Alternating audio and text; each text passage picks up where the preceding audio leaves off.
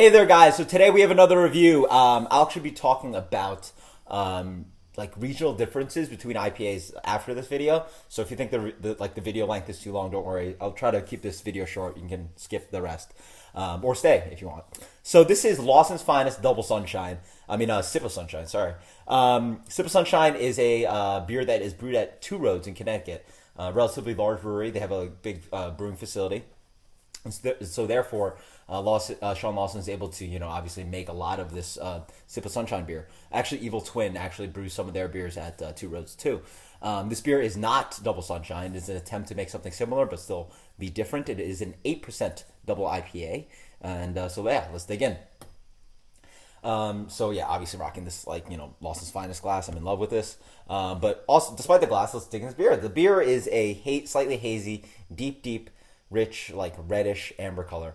Looks nothing like Heady Topper, Double Sunshine, or Abner for me. Just really rich and dark red orange.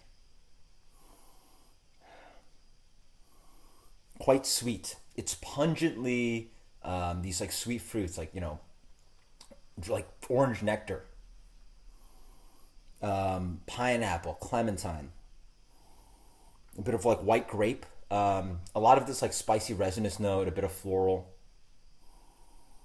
It smells great. Cheers.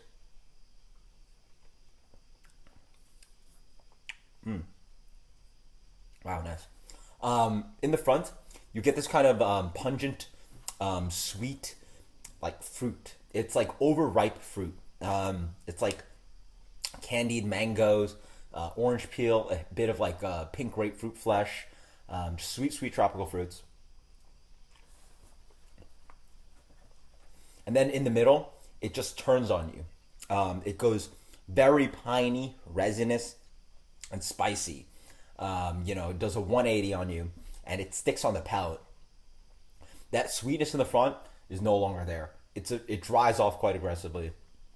The beer bitters out, and again leaves that kind of spicy, piney note. It's quite interesting that the beer transitions like that. It actually reminds me a bit of Gandhi Bot.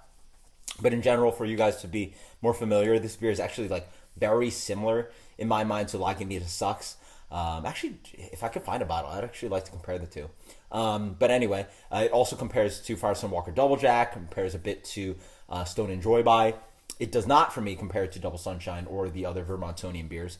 It just has that sweetness and that overripe fruit that the Vermontonian beers don't have. And so, I think it'd be wrong to knock this beer a few points just because it is different from Double Sunshine. I think you should objectively try to review this beer. I should try to review this beer specifically for what it is. So what should I give this beer? Again, very similar to Lagunitas Sucks, Gandhi Bot. I'm going towards 96, 97. Let's go 97. What I do like about this beer, though, despite that kind of attack of like resinous kind of spicy hops, it is dangerously drinkable. At 8% ABV, it has a good transition from that tropical fruity hop and that spicy note, and with that, it just like flies off the palate. And at 8%, you can just keep slugging this. It is very delicious stuff. And there you go, 97. So anyway, I still want to talk about this regional difference between IPAs. People drop this term like West Coast IPA and stuff. I think it's relatively useless in our vocabulary now that like breweries have evolved so much. To me, the light malted, hop forward, and citrus tropical flavored IPAs are coming from Vermont, not the West Coast definition anymore. Vermont, the big three, Lawson's, Alchemist, and Hill Farmstead are making the best in the country now. And that's not me trying to be the East Coast like homerism or like favorite or something, home favorite or anything. That's just to me, my opinion, and actually Beer Advocate also suggests that's the case. Those breweries define to me what the East Coast are. So if that's the case, then why define the East Coast from beers like Dogfish 60 Minute, right? Which is like a slightly more malt forward IPA. To me, the distinction is completely pointless now. What East Coast, Midwest, West Coast means. I think it's very much defined by what each specific brewery is doing and what beers they're making. You had breweries like Alpine, Russian River in California. You have Three Floyds in Ohio. You have Top and Goliath in Iowa. You have the Big Three in Vermont. You also have in New England, New England Beer Company, Trillium, Jack's Abbey, Treehouse Brewing.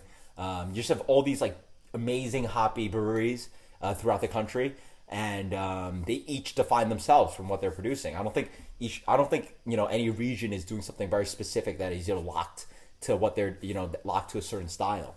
I just think you should compare beers to other specific beers. Don't do it by region. So therefore, I'm comparing this beer both to Gandhibat on the East Coast and Lagunitas Lux on the West Coast, and some other, obviously some other West Coast double IPAs. But that's just because of coincidence. And so yeah, this is still very good beer. And in general, let me know what you guys think about the regional IPA, whatever argument, difference, distinction, whatever. And until next time, guys, cheers.